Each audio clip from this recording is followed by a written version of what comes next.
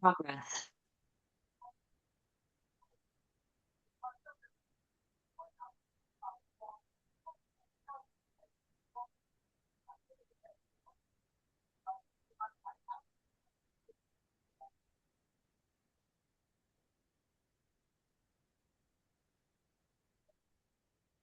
好，大家好，我介紹下我自己先。咁我哋今日咧係阿卡西課程嘅一個線上分享，咁大約係1個小時多啲嘅時間啦。咁我介紹下我自己，我自己係一個身心靈導師。而家我教緊嘅課程，除咗阿卡西記錄課程之外咧，都有啲嘅靈氣課程，譬如天使系列啊、英國天使靈氣啊、IET 啊，或者係金錢靈氣啊、鬱金香啊等等啊嗰啲。咁遲啲都會再教一啲其他嘅課程。如果係有興趣嘅阿特蘭提斯課程，我遲啲都會教嘅。咁我哋今日先講下咩叫阿卡西先，呢個係一個非常之有趣嘅一個課程嚇。咁咩叫阿卡西記錄咧？佢係一個龐大嘅系統，去記錄咗整個宇宙所有生命存在嘅一啲嘅知識資料庫。咁而開啟阿卡西記錄咧，會達到一個目的嘅。我哋陣間先講係乜嘢目的。咁如果係阿卡西記錄能夠記錄咗所有嘅生命體嘅知識資料庫，咁即係話，如果我哋有一啲人，我哋今生喺地球做人類嘅，我哋前世曾經喺其他嘅星球做過，譬如係其他嘅生命體咧，咁我哋開啟阿卡西咧就可以睇到啦。所以我哋譬如之前我幫啲朋友去開啟阿卡西嘅時候咧，都會發現咧有啲人佢嘅前世，譬如係來自阿特蘭提斯啦，都幾多阿特蘭提斯。或者來自星際啦，咁等等嘅。好啦，我哋睇下點樣去開啟阿卡西記錄。而家坊間有好多唔同嘅導師都教緊係阿卡西記錄嘅。咁最早期咧係得2位導師教嘅啫。咁我當時我係跟一位外籍人士 Marine 老師。咁 Marine 老師嚟香港係教我哋第一班嘅阿卡西記錄課程，我係佢第一班嘅學生。咁慢慢越嚟越多人學阿卡西記錄之後咧，有多一位老師，佢叫 Linda 老師咧，佢就長期喺台灣教嘅。咁有啲同學仔咧，亦都係跟阿 Linda 學，佢哋係特登係去台灣嗰邊係跟 Linda 老師學嘅。咁另一位比較出名嘅老師咧，就係錢嘉玉老師。咁錢老師係美籍華人嚟㗎。阿錢老師佢會講普通話，亦都會講英文。咁亦都係一位比較出名嘅教阿卡西記錄嘅老師。咁而家我哋香港好多同學仔咧，都係曾經跟過呢3位老師學啊。咁如何去開啟阿卡西記錄咧？咁而家開啟有好多個唔同嘅方法。據我所知咧，有啲老師會教用 meditation 啦，透過 meditation 將我哋嘅意識係沉澱落嚟啦。咁咧就係連結到阿卡西。咁有啲老師會教係連結一啲嘅天使或者係大神，然之後請呢啲神明係帶我哋入阿卡西。咁最近我聽到一個方法咧，就係用一啲嘅靈氣符號，咁將我哋嘅能量咧係迅速係提升，個頻率迅速提升，係連結到阿卡西嘅。咁而我自己用嘅開啟阿卡西記錄嘅方法咧，就好似係Marine 老師啦、Linda 同埋錢嘉玉老師咧，我哋都係用祈禱文嘅。咁祈禱文大家可以係諗好似一把鎖匙咁，我哋就用呢把鎖匙去開啟阿卡西記錄，同埋祈禱文入邊有啲定嘅一啲嘅句語啦，或者我哋連結一啲嘅神明啦，係能夠幫助我哋係進入連結到阿卡西記錄嘅。咁開啟阿卡西記錄之後，我哋可以得到啲咩信息咧？其實一般嚟講，我可以話俾你聽，開啟記錄之後，只要你符合到一啲嘅情景啦，其實基本上你所有問嘅問題咧都可以係得到答案。咁要符合啲乜嘢咧？只要你提問嘅意圖與阿卡西記錄嘅目的係相對齊，或者我哋話，只要你提問嘅意圖係符合阿卡西記錄嘅宗旨，你就能夠喺開啟阿卡西記錄入邊係獲取答案。真嘅，冇錯，就係咁簡單。只要你嘅問題符合到開啟阿卡西記錄嘅宗旨，你問嘅所有嘅問題其實都可以得到答案。究竟開啟阿卡西記錄係乜嘢宗旨咧？就為咗你嘅靈魂成長同埋進步，咁即係話，如果我哋問嘅問題係能夠為咗我哋嘅靈魂成長同埋進步咧，基本上你問嘅所有問題，你都可以得到答案。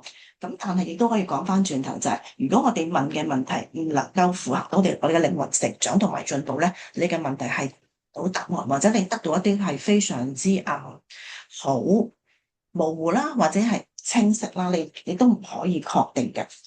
呢一個咧就係關鍵啦。咁我記得咧，我有時我喺社交平台咧，我會分享啲嘅資訊啦。咁有一啲人，等等先嚇。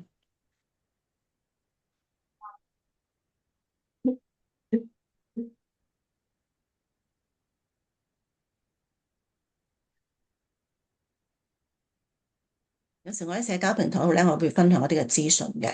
咁嗰啲會有啲朋友咧就會特登問我你講到阿卡西記錄咁叻，咁你知唔知道今年恒指最高係幾多咧？今年恒指最低係幾多咧？你知唔知六合彩個 number 係幾多？我話俾你聽，如果你問啲問題係唔能夠為咗我哋嘅靈魂成長同埋進步咧，我哋係問唔到㗎。我記得好早期嘅時候咧，我試過喺一啲嘅身心靈嘅中心嗰度咧去上一啲嘅課程。咁有一個導師咧，就可能當年咧，我哋講呢個 channel 都係好新啊。咁呢位導師咧就問我哋啦，佢話：如果你講到 channel 咁叻，你知唔知道隔離房有幾多張床啊？你講得到，我就會話你叻。咁呢個問題咧，我就深深地記得。後來我都因為呢個問題，我哋都問咗阿卡西記錄守護者，點解我唔能夠知道隔離房有幾多張凳咧？就係呢個原因啦。如果你知道隔離房有幾多張凳，能唔能夠促進到你嘅靈魂成長同埋進步咧？我當時係唔能夠，所以我哋係冇需要知道嘅。但係有啲好別嘅問題咧，尤其是係當我哋喺課堂上我哋學習嘅時候咧，我哋嘗試過問咗一啲好無厘頭咧，或者一啲好預測性嘅問題，全部可以話係大部分咧都係問到個答案嘅。咁等我睇下先。而家係2026年啦，我哋記得，如果係舊年2005年嘅時候，曾經係有個傳言咧，就係話7月份咧有個大地震。咁我哋當時咧，我係啱啱係去到7月4號，我突然之間咧就收到個訊息，就要喺 YouTube 度出一條片，就話俾大家聽，聽日係唔會大地震。咁點解會咁趕嘅咧？就係、其實呢個訊息我哋其實呢、一個我哋天使靈氣嘅同學一早已經知道，但係一路咧我就 hold 住啦，算啦，我有眼啦，就冇出到條片。啱去到7月4號咧，就個 message 都好急。咁我哋點解會知道7月5號係冇事咧？就係我哋大約好似去年，好似係我唔係好記得，好似係5月或者係6月啦。總之係全年大地震之前嘅一啲時間，我哋開咗一班阿卡西記錄課程，亦都為咗呢個問題，我哋咧就喺班上邊咧，我哋大家一齊問啦。嗱，如果萬一真係7月5號係出咗一件咁大嘅事，咁可能去到7月尾都未必會。一切都係正常翻啦。於是，我哋又假設性去問一問，究竟七月尾即係7月30號啦，我哋當時身在何方？咁當時我哋假設譬如我哋有4位同學啦，咁我哋問嘅方法咧就係我幫 A 同學問，A 幫 B 同學問，B 幫 C 同學問，C 又調翻轉頭咧就係幫我問。咁其他嘅我唔係好記得，我就係記得我幫人哋問，同埋人哋幫我問。當時個答案係咩嘢啫？咁人哋幫我問嘅時候咧。咁咧就問我啦，佢話佢同學仔話見到我就好悠閒啦，咁一路行緊街啦，同埋行緊公園啦，咁呢一個係都切合翻我自己平時嗰個嘅習慣嘅。因為譬如我如果係開完班啊，或者我做完工作咧，我就好中意去行有一個叫北區公園，咁入邊個能量非常之好啊，有個湖啦，可以見到一啲魚啦，同埋有好多嘅花草樹木嘅能量非常之好。我好多時候都會去嗰度咧，係等自己係。個能量係清靜落嚟啦。咁另一樣又講翻啦。咁我幫同學仔睇又點咧？咁我就見到呢個同學仔係着住一件卡其色嘅好似乾濕褸。咁於是我問一問佢：喂，同學仔，你有冇一件類似卡其色嘅風褸或者應該係乾濕褸啊？因為係吸濕嘅。咁嗰個女同學嚟嘅，同埋見到佢係賞花。即係好似喺啲花下邊喺度賞花咁，咁我就問佢：你有冇諗過，譬如呢啲日子你去旅行去賞花？咁同我仔話：佢有一件類似嘅卡其色夾濕嘅風褸，唔係嘅乾濕褸。咁另外咧就係話佢係真係會去旅行嘅。咁自從嗰一日我哋上完課之後，我哋都好安心，因為我哋睇到我哋成班同學喺7月尾咧，大家都係冇事啦，同埋係大家都安全㗎。咁另外一個 hints 咧，另外一個提示俾我哋知道7月5號係冇事咧，就係因為我教天使靈氣嘅，咁我哋好似4月份嘅時候咧，我哋教緊天使靈氣嘅其中一個嘅 workshop，咁於是我哋咧就想係去定日子，就係定下一個 workshop。咁同學仔咧就咗啦，佢話佢6月份唔得閒，於是佢一定咧就定咗去舊年嘅7月5號。咁所以我哋就已經係將個日子係撥到去 exactly 就係7月5號嗰日，好似係星期6日嚟㗎，因為我通常係搞呢啲天使靈氣嘅 workshop 係星期6日嘅，咁所以咁多嘅提示之下咧，我突然之間覺醒到，咦係唔會有事，於是我7月4號就拍嗰條片就嘣嘣聲咧，就擺咗去社交平台嗰度YouTube，咁如果大家有興趣，你都可以睇翻呢一條片嘅。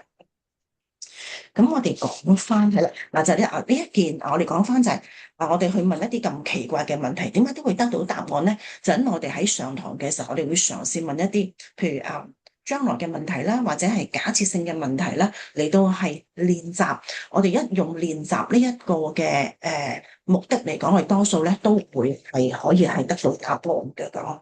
咁係因為你為咗我哋嘅靈魂成長同埋進步，我哋練習嘅時候。我哋亦都試過問過地球嘅將來嘅，咁亦都係攞到答案。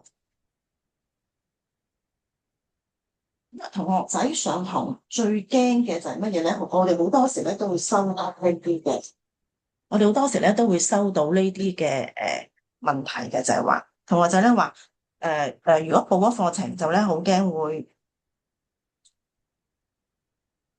佢哋好驚會開唔到記錄啦。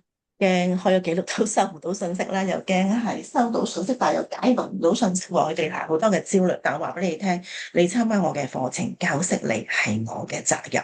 咁當然我哋會有啲唔同嘅方法嚟到係幫同學仔解決問題啦。咁跟住我會同大家分享喺課程入邊咧取嘅步驟，呢個係一個好完整嘅，你如何係讀取阿卡西記錄嘅步驟，我會同大家係分享嘅。好啦，首先咧就係呢個保護球吓，咁喺開啟阿卡西記錄嘅時候咧，我會教大家係做一個保護嘅措施啦。咁呢個保護措施除咗係做一個環境嘅保護咧，亦都會做一個冥想，就係保護自己嘅。咁除咗做冥想之外咧，我會問一問同學仔啊，究竟你手頭上你有啲乜嘢嘅？有啲咁乜嘢嘅工具你可以幫到自己咧？咁有啲同學仔佢話，譬如學過 Reiki，咁我話，咁你可以用翻你譬如學 Reiki 嘅一啲嘅符號嚟到係或者祈禱文等等。咁如果同學仔係完全佢話我係第一次學阿卡西記錄，我完全係冇其他嘅工具咧，咁我就會教佢用保護球。咁陣間去到臨尾咧，我都會同大家分享一個我哋天使靈氣嘅一個祈禱文，咁係非常之好用㗎。咁你可以係用嚟係咗之後咧，係要嚟做一個保護自己嘅措施啦，亦都係你都係一個淨化環境嘅。咁我哋做完呢個保護球之後咧，我哋咧就開始用祈禱文係連結阿卡西啦。咁我自己本身係用呢個係祈禱文嘅工具嘅。咁如果同學仔係跟其他嘅老師學啦，咁老師會俾佢嘅工具大家。咁譬如我自己咧，因為我嘅祈禱文咧，我係自己係喺阿卡西記錄嗰度係下載落嚟嘅。咁所以呢個祈禱文會係幾特別，我哋會邀請一啲嘅神明啦，或者邀請一啲嘅光之力係幫助我哋係我哋入阿卡西嘅。咁因為同埋呢個祈禱文係我自己下載啦，咁我會睇翻到時同學仔嗰個情況。咁我會問翻佢哋如果同學仔覺得譬如我嘅祈禱文，佢哋覺得嗰啲神明都唔係好識喎，可能好似唔係好連結喎，咁我就會問啦，其實你心目中會有啲咩神明你覺得比較連結，你話俾我聽，我就可以即場幫佢睇一睇，佢哋講嘅神明係咪真係咁連結？因為我哋試過咧，就係喺上堂嘅時候，同樣兩位同學就話俾我聽，佢哋想連結，譬如 ABC 神明，咁兩位同學都係，咁我一睇之後。A 同學佢話要連結 ABC 神明，當堂個氣場好光，OK 呢個冇問題。咁你可以加埋落去個祈禱文。咁 B 同學咧，佢話要連結 ABC 神明，咦冇乜反應喎咁點解會有咁嘅情況咧？就係有可能咧，就係當阿 B 同學佢覺得我要連結埋 ABC 神明，但係唔係 ABC 神明幫佢，而係佢本身佢自己內在啦，可能佢有啲嘅諗法，佢覺得佢連結唔到啦，即係嗰個連結嗰個紐帶連結唔係咁強烈啊。咁所以當我哋話，不如我想加呢個神明個名，咁我會幫你睇一睇，究竟你係咪同呢個神明真係有一個好密切嘅連結？咁可以係幫到你係連結到阿卡西，進入到阿卡西啦。咁呢度係可以有啲嘅調教嘅喺嗰個祈禱文入邊。到好啦，我哋連結咗阿卡西記錄啦，我哋可以係進入啦，我哋連結咗之後，我哋可以開始係向記錄守護者提問啦。咁問問題嘅方法，我哋可以係開始係記錄守護者係。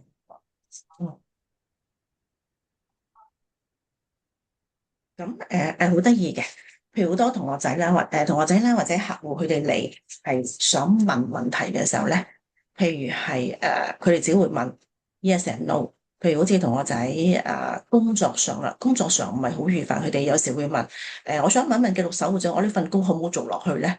我可唔可以去轉職咧？我可唔可以辭職咧？又或者佢哋會話我幾時會結婚咧？但好得意，其實呢個問題我哋發現咧，同學仔佢哋都可以自己決定嘅。我哋反而會將呢個問題係調一調轉嚇，因為所有嘅決定其實記錄守護者咧都會俾翻我哋本人去決定，反而就係咧記錄守護者佢會幫我哋睇一睇，佢會展示一個場景俾我哋睇，就係當你決定咗之後，究竟個情況係點，然之後咧你就先至再佢會展示個情況俾我哋睇，然之後我哋先至決定究竟我哋下一步會點做咧。咁我講咗嘅example咧之後，你哋就會好明白噶啦。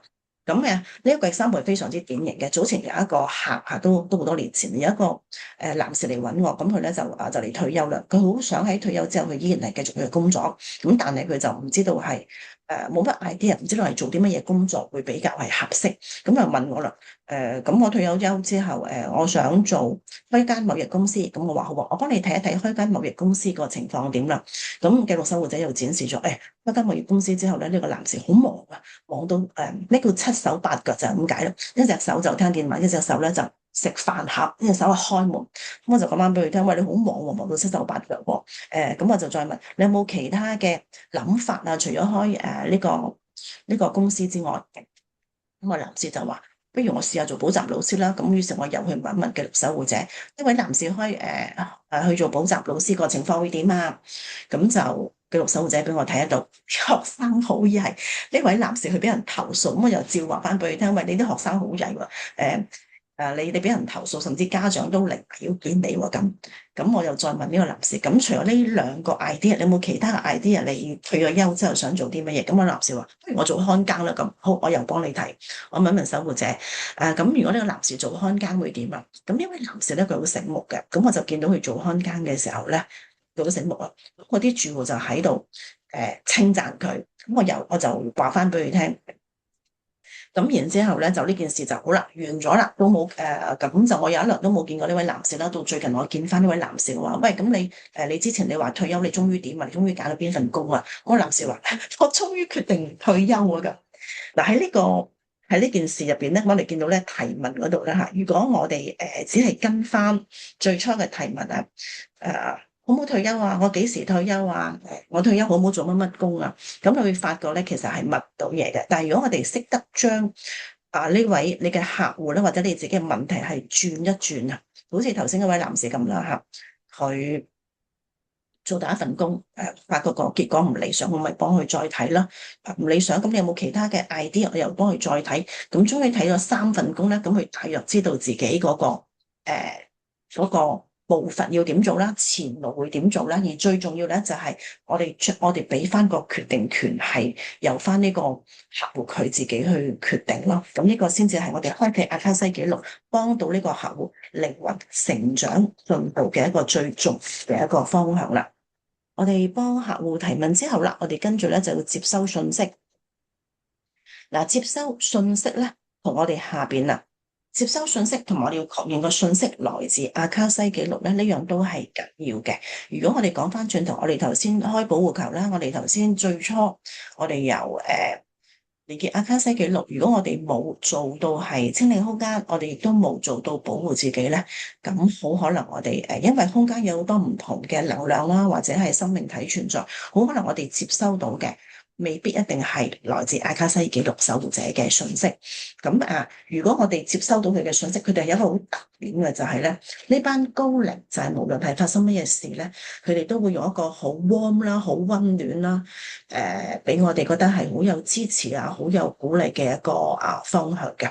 佢哋絕對唔會話逼我哋做一啲我哋唔想做嘅嘢，或者係逼我哋去做一啲我哋，或者係逼我哋去唔好做一啲嘢啦，逼我哋去做一啲嘢啦，絕對唔會嘅。佢哋只會係好似頭先嗰個男士咁，佢會將唔同嘅情況係展示俾我哋睇，由翻我哋自己去決定咯。咁所以第日當你哋如果係收到，譬如冇阿卡西記錄啦，或者你哋同你高我連結，你哋收到呢個信息，你覺得係驚驚地嘅，恐嚇你嘅，威脅你嘅，咁你要好小心。呢個信息未必係來自高靈，可能係真係空間啲其他嘅生命體啦。咁至於接收信息啦，咁我哋講翻，我哋去提問啦。而信息來自阿卡西記錄守護者，來自阿卡西記錄所有嘅信息，其實都係一個能量。其實佢哋都係用個能量係展示俾你睇。咁所以我哋要知道能量佢有啲乜嘢表達方式，咁我哋就會知道哦，原來我哋而家係收緊信息。能量係睇到嘅。如果同學仔你而家喺呢間房入邊啦，你一定有開燈啦。咁我哋見到呢個燈光，燈光咪一個能量咯。個喺身心靈嚟講，我哋有時我哋會講一啲我哋未必用眼見到嘅能，譬如氣場啦。氣場未必個個睇到，但係氣場係呢個真係一個係能量嘅一種啦。除咗我哋睇到之外，我哋會可能聽到啦嚇。聽到，等我諗下先。我哋聽到嘅信息有可能係同學仔講過嘅，就係佢會聽到一啲嘅聲音，但係呢啲聲音咧就只不過係嗰個同學仔聽到，我哋其他人係未必聽到，因為呢個聲音只係記錄守護者係話翻俾嗰個同學仔聽，咁呢個係信息係有可能聽到嘅。咁另外就係你可能感覺一個氣嘅流動咧，能量好似一個氣咁樣嘅，你個能量嘅流動好似風啊，好似氣咁喐下喐下嘅。咁呢個能量嘅流動可能會喺你嘅空間啦，可能會喺你個身體入邊啦。咁另外你可能會感受到一個溫度嘅轉變，冷啊、熱啊，呢個都係一個能量嘅一個感知啦。咁另外一個情緒啦，咁有可能譬如我哋問咗個問題之後，阿卡西記錄守護者會俾一個能量，例如呢個能量你會感受到好喜悅、好悲傷，係真係有情緒喺度嘅。咁當你問完問題，你就接到呢一啲譬如感覺啦，或者你睇到呢個畫面啦、呢個光啦，或者你聽到啦，咁呢個就係你喺度收緊信息咯。或者有時同學仔呢個都好常見嘅，就係我問完問題，總之我就係知道個答案。我哋有時叫 inner message 嚇，呢個就係總之我就係知道個答案。咁呢個都係非常之常見嘅。我哋收到信息啦，我哋能夠確認到個信息來自阿卡西記錄守護者之後，我哋咧就要解讀同埋翻譯。咁喺咁多個步驟入邊咧，我會覺得解讀其實解讀就係等於翻譯，因為你收到嗰個係一個能量，你要用你嘅所有嘅方法將呢個能量變成一個你又明我又明嘅廣東話。如果你個客係個英文人，你就要將呢個信息呢個能量變翻譯成一個你又明佢又明嘅一個英文。咁反而我覺得係最後呢個步驟咧，我哋真係要多啲練習，咁就會係容易啲解讀啦。咁我記得我自己最初學習嘅時候咧，其實我都唔係可以完全解讀到。有時我譬如我見到個畫面，我真係唔明，於是我咪問翻記錄守護者呢個畫面代表啲乜啊咁。所以如果同學仔學呢個技巧嘅時候，你慢慢咧，你就可以同記錄守護者建立一種多啲嘅連結。咁當然個能量一俾你，佢個信息一俾你，你唔需要再問，你就會明白究竟佢講緊啲乜嘢啦。譬如有時我收到一個能量係溫暖嘅，咁我就會知道呢個係一個帶住正面信息嘅一個能量啦。如果係個能量，我覺得係陰凍嘅、陰寒嘅，咁就應該係一個負面嘅一個信息啦。咁喺咁多個步驟入邊，如果同學仔喺某個步驟裏邊卡住咗啦，或者係唔係好明啦，都會影響到你收信息嗰個清晰度，或者你甚至完全收唔到信息咯。然之後我學習咗阿卡西記錄咁多年，我諗我都有學習到有7-8年啦。咁我係2019年係離開我嘅工作，其實離開工作之前，我已經係學習咗，同埋係開始係拍餐多咁幫人哋做解讀。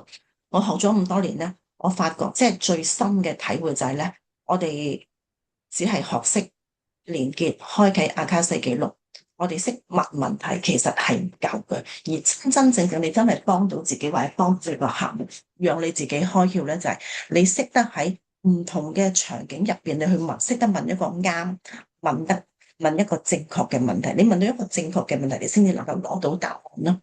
而人生嘅場景可能係包括工作啊、事業啊、關係嘅靈性進程，或者甚至係一啲你從來冇經驗過、你冇試過嘅一啲嘅場景啦。咁喺我嘅課程入邊咧，其實呢啲所有嘅，譬如係關於工作啊、事業啊、關係、靈性進程，我都會俾同學仔去嘗試係幫自己問啦，同埋係互相練習啦。咁喺練習期間，我亦都會加入呢個練習，就係同學仔你去問，我即刻都幫你問同一個問題，去下載一個你可以知道嘅答案咯。咦，講到呢度啦，好。如果同學仔係有興趣係讀呢個阿卡西記錄課程咧，咁我教嘅課程係分初階同埋進階嘅。初階係2天嘅課程，喺2天入邊咧，第一天咧會學習你點去開啟自己嘅阿卡西記錄，而第2天咧就係咧你會去學習點樣去開啟人哋嘅阿卡西記錄。咁而喺練習嗰度咧，我哋會練習係部分，我哋會遇見一啲嘅人生場景啦，同埋唔同層次嘅答案。咁個內容咧會包括咧連結高我，我哋會學習連結高我，因為喺學習阿卡西記錄課程入邊咧，高我嗰個身份係非常之重要嘅。你可以諗下，高我係一個中間人啊，佢一隻手拉住我哋，另一隻手佢咧就掹住阿卡西記錄，佢將我哋掹上去連結住阿卡西記錄。除咗高我之外咧，我哋都會揾一啲我哋都會連結一啲光之靈啊、神明係喺成個過程入邊咧，係將我哋嗰個能量係boost up，係可以連結到阿卡西記錄。咁所以成個過程除咗神明啊、光之靈、高我係非常非常之重要嘅。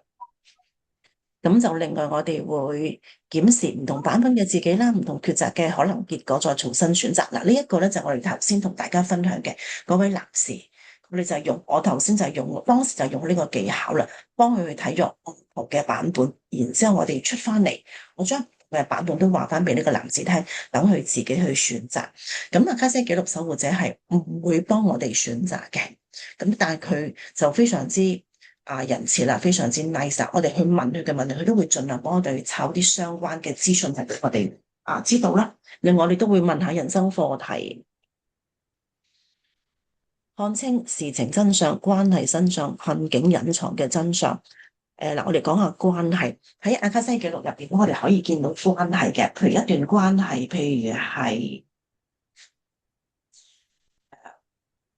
我幫人哋睇嘅時候，我哋試過幫佢睇個客佢同伴侶嘅關係啦，佢同老細嘅關係，同拍攝嘅關係啦。好多時我哋面對關係，我哋只會睇到個面嗰陣。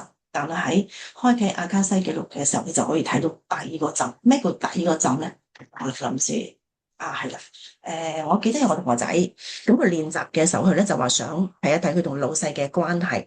咁我就記得我自己當時睇到啲咩啫。咁我就記得咧嗰個同學仔咧，我就見到個畫面嘅。咁個同學仔咧就坐喺度，咁佢老細咧就喺後邊就企喺度，彎低身喺度教佢做一啲嘢咯。咁我感覺就係佢老細好 nice，同埋係好肯教。咁我就同翻同學仔講，你老細係咪咁教？因為我見到呢個畫面，咁同學仔話係啊係啊。咁呢一度咧就見到啦，同學仔即係呢個佢同佢老細嘅關係入邊咧，同學仔見到嗰陣。就係佢老細真係好關懷佢，咁但係隱藏住呢一陣係咪真係咁？係咪真係老細對佢咁好咧？會唔會喺後邊幫佢打毒針咧？咁睇阿卡西記錄就會睇到啦。咁我就話翻俾佢聽，咦，我見到你老細佢真係對你咁好喎，咁同學仔咪可以係即係好放心繼續佢嘅工作啦。咁又或者係譬如睇第三者咧，喺呢個關係入邊係睇到嘅。我記得呢個都好多年前，嗰時我都仲未離開工作。咁有個人咧，有個朋友咧就介紹咗另一個朋友嚟揾我，就係嗰個係個女士嚟嘅。咁嗰個女士咧，佢第一樣嘢咧就話佢要睇下佢同伴侶嘅關係。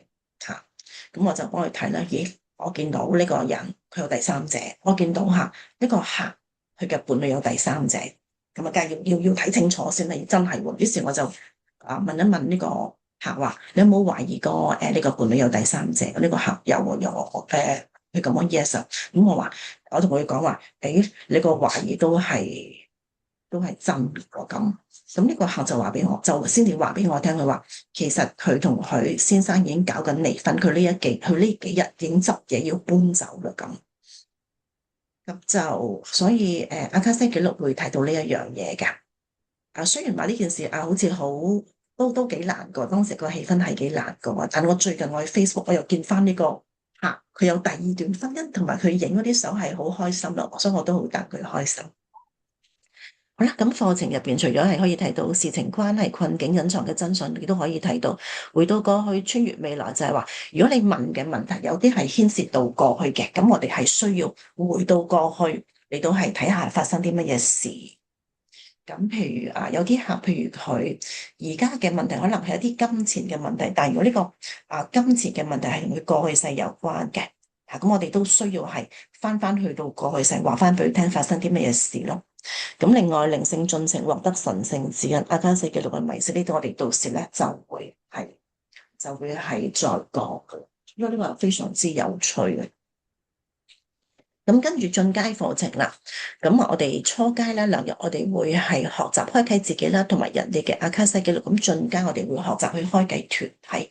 你譬如話點解要學習開啟團體咧？呢一兩年咧，係多咗好多同學仔嚟去學身心靈課程，然之後佢哋咧就話想係喺呢方面嗰度發展嘅。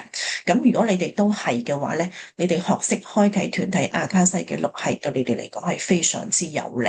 咁你可以諗下，譬如你開個分享會，咁你就可以一次過開晒佢哋嘅阿卡西記錄。當佢哋有嘢問，你可以因為你開咗團體嘅阿卡西記錄啊，咁你就可以即時係幫佢攞過，咁係慳翻好多時間咯，亦都否則嘅話，如果係一般嚟講，我哋就要逐個開啦，即係譬如開完 A 刪翻埋佢，再開入 B，即係嗰度就會用咗好多時間咯。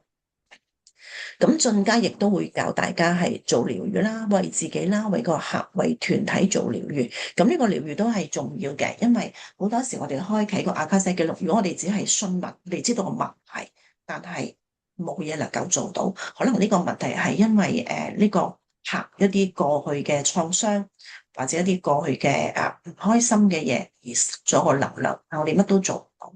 咁如果能夠做埋咧，就我哋唔單止係諮詢嘅時候，等佢知道發生咩事，可以幫佢即刻係clear 咗嗰個阻塞嘅能量咧，咁就更加能夠幫到個客咯。咁另外就係傳送祝福俾先人，咁呢個先人如果佢願意接收咧，咁我哋就可以傳俾佢啦。咁另外就係個案研究啦，咁喺進階嘅時候咧，我會係揾一啲係好有趣嘅一啲個案俾大家去練習，咁然之後我就最後話俾你哋聽，咁我當時會係點樣處理同埋個問題喺邊咧？顯化最佳版本嘅自己喺阿卡西記錄嘅場域入邊咧，係可以做到呢個顯化，呢個係非常之有趣嘅。咁另外我哋會學習處理啦。如果你個客戶對你嘅解讀冇共鳴，咁你點做咧？解讀嘅內容同客戶嘅現況有差異，咁你又點做咧？呢度係我哋會仲有啲嘅步驟可以係去做多少少嘅。又或者呢個客戶連結咗低頻能量，咁會點做咧？我記得我啱跟 Marine 老師學完之後咧，我哋我唔記得做20-30個一啲嘅實習，然之後我哋先開始收錢嘅。咁喺頭嗰幾十個咧，已經見到有啲客戶佢哋係有啲問題嘅，譬如連結咗啲其他能量啦，又或者個客戶女性嘅客戶，佢之前佢落咗 BB 啦，咁呢一個係要處理嘅。咁探討阿卡西記錄解讀師權限職責，我哋嘅權限，我哋去到邊？我哋除咗係做諮詢解讀之外，咁譬如見到有英靈，我哋要唔要處理咧？如果要處理，我哋要點樣處理咧？呢一度好多係灰色地帶，但我哋都會喺進階嗰度係去探討同埋分享嘅。咁另外，譬如我哋係再複習翻啦，初階嘅技巧點樣有效提問啦，去做練習啦。咁最初我哋初階嘅時候，我哋除咗用祈禱文之外咧，咁而家我哋除咗用祈禱文之外，我哋會加多個技巧。咁呢個技巧就係啱啱我哋上一班嘅時候咧，又再下載咗嘅。咁再加埋除咗祈禱文，再加埋呢個技巧咧就會更加連結阿卡西記錄會更加快啊！哦，好介紹下先吓。咁啊，如果你參加課程咧，咁會有啲乜嘢嘅幸福驚喜咧？最初我會幫同學仔做調頻，開啟靈性通道嘅。咁而家因為啱啱上一班，我哋已經用咗另一個方法咧，就係可以話係啊。可以話係再唔係當係能量調頻，可以話係一個 attunement 咧，打開心做一個 attunement 啦。咁做嘅呢個咧會我哋真係用個心嚟到去做去學呢個技巧會更加快嘅。咁另外咧就係我導師因應同我係喺上課期間啦，我咧就會同你一齊練習嘅。例如喺第一天嘅課程啊，咁如果第一天嘅課程同學仔會問我嘅人生課題，同學仔問完之後咧，我會即時幫你再向記錄守護者提問相同嘅問題，去攞翻睇下喺呢個問題入邊有冇一啲再深度一啲嘅答案咧，咁亦都可以知道同學仔你嘅進度如何啦。咁課程之後我哋都會有免費嘅 Zoom 練習啦，好似而家咁啦吓，Zoom 比較方便啲。哦，咁係啦。如果你參加課程都非常之歡迎喎，咁你14天之前付款報名有95折優惠。我哋係小班教學嘅，我哋會話20-30個，因為一來我中心坐唔落啦，二來就係如果係太多人嘅話，我冇辦法逐個逐個幫你哋係問你嘅答案啦，亦都冇辦法係逐個逐個睇得到你哋嗰個進度啊。咁課後會持續練習係一定會，只要你哋願意，因為有時有啲同學仔佢哋唔會一齊練習噶嘛，你學完咁樣咧就有一排頭嗰幾個月好開心，之後你慢慢放低。只要你哋願意一齊練習咧，咁我哋可以一齊再 Zoom 練習嘅。咦？呢一度我哋呢一度咧，呢一個清理你身上啲影響，我哋可以俾你試一試，就係喺阿卡西記錄課程嘅時候咧，如果同學仔佢完全佢冇其他嘅工具嘅時候咧，佢哋可以用呢個係一個祈禱文，係來自天使靈氣嘅。咁但係天使靈氣佢有一個叫做防止干涉宣稱，佢有12點嘅宣稱。而家我喺入邊係抽咗其他2點，咁已經係非常之好用啦。咁點樣用咧？就係你揾口頭就咁個詞就得啦。咁大家可以試一試，我講次俾大家聽。咁大家可以眯埋眼睛，讓自己放鬆落嚟。咁咧就幫你做一個清理你身上嘅影響啊。靜我哋音先啊，唔好意思啊。如果係有咩問題，你哋可以你哋可以陣間再問下。咁我就先讀一次先。我跟住讀呢個清理身上啲影響，或者係其他嘅清理，都係我代表我哋團體嘅所有人嚟讀嘅。咁你哋亦都唔使話特登影咗佢，你哋陣間Zoom之後咧，你俾個名我，因為有時你哋嗰啲電話我唔知你係邊個喎，咁我咧就會 send 翻俾你哋，咁你哋就唔使話特登影低佢咯。好啦，眯埋眼睛，咁你可以放鬆落嚟。我哋而家請大天使 Metatron 幫你做呢個清理。清理你身上的影響，自我所示的神之神聖臨在，透過大天使 Metatron，我在此宣稱我的肉體、月體體、星光體、欲望體、心智體、直覺體中的自然精靈性存有與元素存有，如有必要，應被轉換成由這個星系中從未被黑暗實體所重新編碼過的100%純光實體所組成的混合體。我進一步宣稱，此一轉換應盡快發生，但最好發生在我夜晚睡眠期間，並盡可能的柔和，以便我可以繼續我正規的日常工作。誠心所願。咁呢個清理我哋就做咗噶啦。我哋係邀請大天使們嚟從呢度啦，幫我哋係做就係呢度所講嘅，譬如我哋嘅身體啊，我哋嘅氣場嘅清理。咁如果同學仔問咁樣，你可能你已經覺得係你身體唔同嘅地方啦，有一啲嘢係釋放緊嘅。咁我自己覺得係個心啦，覺得背脊啦、條頸啦，開始有嘢係釋放緊。咁嘅時候咧，我哋慢慢讀，我哋帶住一個感恩嘅心。大天使個名唔好讀錯，叫 Metatron 或者叫麥達彩。試過有同學仔讀錯大天使 Michael 咁啊，完全係兩件事嚟噶啦。慢慢讀，帶住一個感恩嘅心咁嚟讀。我哋除咗清理身上，但係因為個能量都仲係出緊嘅。咁我哋下一個咧就會清理埋環境。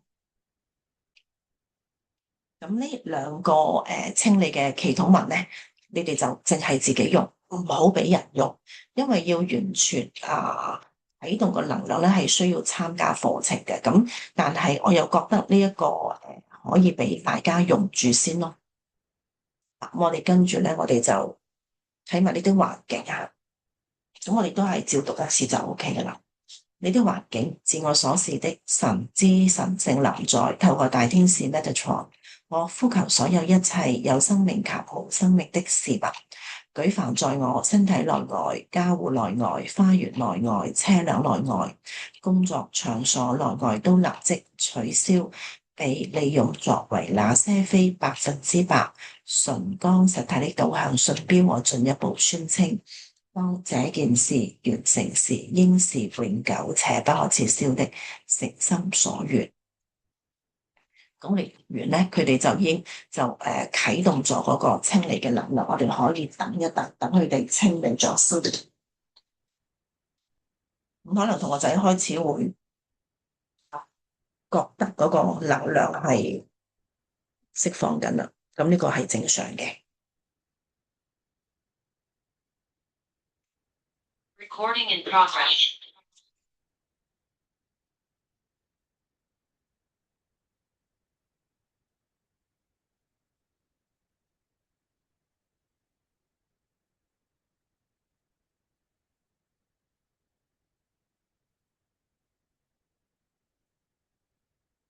咁我自己都覺得係嗰個能量咧，就係喺個位啦、背脊咧、個膊頭嗰度一路咁釋放緊。我哋俾多少少時間係等嗰個能量係釋放，呢個非常之好用。咁可以講多少少嚇？呢兩個祈禱文，一個清理自己，一個清理環境咧，就係咧，我哋有同學仔咧就去嚇，呢個好少嚇。我哋有個同學仔就去旅行，咁同學仔咧，佢當日咧，佢話佢去廈門旅行嘅，去廈門，咁佢好中意一個人去旅行嘅。佢話當日佢就俾酒店安排咗佢一間走廊最尾嗰間房。咁我一聽到最尾嗰間房，咁佢都照住啦。佢有個人。咁佢入住咗，佢話佢嗰晚好似佢話好早啊嚇，就已經9點幾，佢已經發覺咧，佢聽到一啲佢省場咁嘅聲音啦。咁佢都冇特別理佢，但係一路持續咗一個小時，佢話咦仲係咁，冇理由酒店佢又唔覺得有人裝修，仲係省場咁喎。咁於是同學仔佢話佢當時佢咧就有幾個打算，第一就係叫樓下reception 啲人上嚟睇下，或者咧就係換房，或者咧就佢自己出去睇睇。咁佢後來佢發現呢幾樣都好似唔係好可行，佢出去睇好似唔係好安全，叫樓下啲人上嚟睇話，咦，你睇到睇得多啦，萬一啲人上嚟睇，啲聲停咗，換房萬一換咗第二間房又係咁嘅聲，咁點算咧？於是同學仔咧就係我呢個祈禱啊，就係清理身上啲影響同埋清理環境。咁我之後咧就啲聲停咗啦。然之後佢一路瞓啦，佢自己一路瞓到第二朝都冇乜問題。咁第二朝走嘅時候咧，好奇怪，佢話佢 check out 啦，咁佢 reception 度 check out 咧，啲人就問佢：你琴晚瞓得好唔好啊？你有冇啲咩唔滿意嘅地方啊？仲送咗份禮物俾佢。咁好多時而家我哋講書咧，都會將同學仔呢個咁嘅經驗講出嚟嘅嚇。咁呢個非常之好用，你哋可以要嚟傍身咯。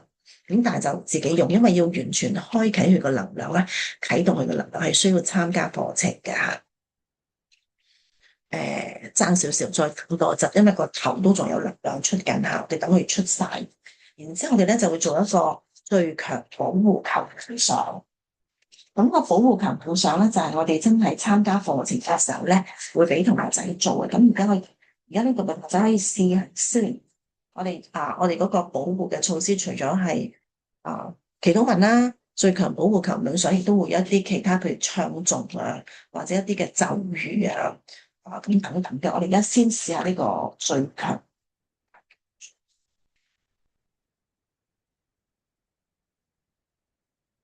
得啦，好啦，咁而家好啲啦。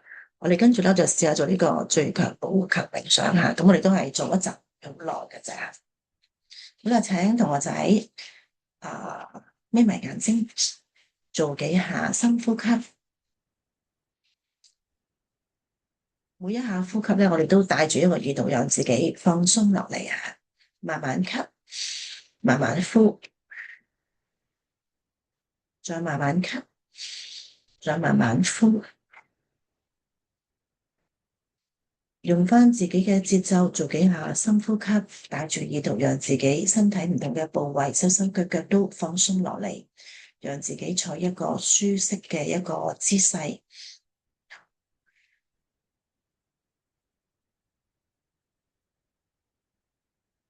我哋將我哋嘅意識、我哋嘅注意力擺翻去我哋嘅身體嘅中心點。有人覺得中心點會係個心，亦都有人覺得我哋嘅中心點可能係個胃，可能係你個丹田。只要你覺得嗰個地方係你嘅中心點，你就將你嘅注意力、你嘅意識擺喺嗰度，將你嘅意識擺喺你身體嘅中心點，話俾自己聽，唔屬於自己嘅能量，請佢離開。話俾自己聽，而家唔屬於自己嘅能量，要請佢離開。咁有同學仔可能會真係覺得有一陣黑煙咁樣離開咗嘅，唔屬於自己嘅能量，要請佢離開。我哋做翻一個宣稱，身體係我哋嘅，氣場係我哋嘅，唔屬於我哋嘅能量，唔可以留喺呢度，唔屬於我哋嘅能量，要請佢離開。可以再強硬一啲，唔屬於我哋嘅能量，要請佢離開。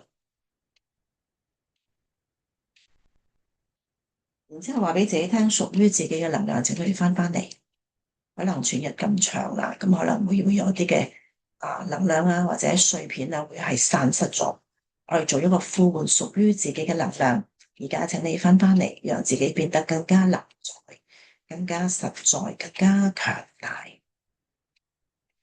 屬於自己嘅能量，要請佢離開；屬於自己嘅碎片，屬於自己嘅能量，呢個時候我要請佢翻返嚟。你會突然之間覺得自己係光咗、擴展咗。跟住我哋內心呼喚來自宇宙一道純淨亮白嘅光，經過我哋嘅頂輪進入我哋嘅身體。我哋請求呢個來自宇宙嘅禮物釋放、融化障礙，我哋連結阿卡西記錄能量，將呢啲唔再適用嘅能量係帶走，經由我哋嘅腳板底帶走，讓地球母親係處理咗佢。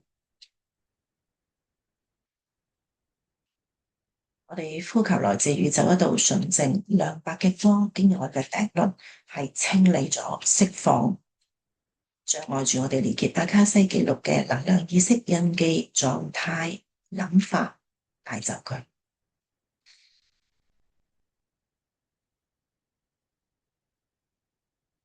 我哋繼續坐喺呢度接收宇宙俾我哋嘅呢個清洗個禮物。我哋用少少時間，容許呢個亮白嘅光幫我哋做少少嘅清洗。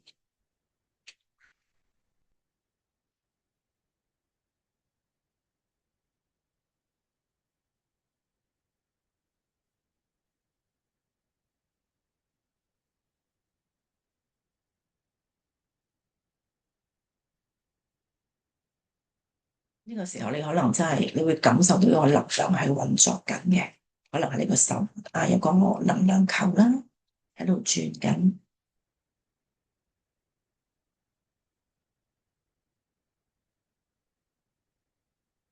都帶住一個感恩嘅心，感謝宇宙將呢份禮物係送俾我哋，幫我哋清洗一啲唔再屬於我哋嘅能量。差唔多啦，然之後我哋再次呼喚下，我哋再次呼喚來自宇宙都純淨亮白嘅光，經由我哋嘅頭頂進入我哋嘅心輪。我哋再次呼喚來自地球母親一個支持保護嘅能量，經由我哋嘅海底輪或者我哋嘅腳底進入心輪。而我哋嘅心有兩股能量來自天地嘅能量，利用喺我哋思維聚呢個來自天地嘅能量，匯聚交織融合擴大。我哋可以落呢個命令，請呢股來自天地嘅能量形成一個保護球，而呢個保護球由頭頂去到我哋嘅腳嗰度，一路保護住我哋。因為啲同學仔咧，可能你會見到個顏色嘅。咁喺課堂嘅時候咧，嚟到呢度咧，我咧就會請同學仔，當你感受到呢個保護球佢喺度轉緊嘅時候，你感受到呢個存在，咁記得呢個保護球咧係由頭到腳包住你嘅，咁你就可以慢慢打開你嘅眼睛啦。咁呢個保護球就做咗啦。咁我而家坐喺度咧，我都覺得我要開大啲個冷氣。因為呢個保護球一路係形成嘅時候，你可能會有啲你會覺得佢有個氣喺度旋轉緊啦，或者你覺得個溫度會有改變啦，即係你可能覺得我覺得個頭殼頂喺度轉緊啦咁。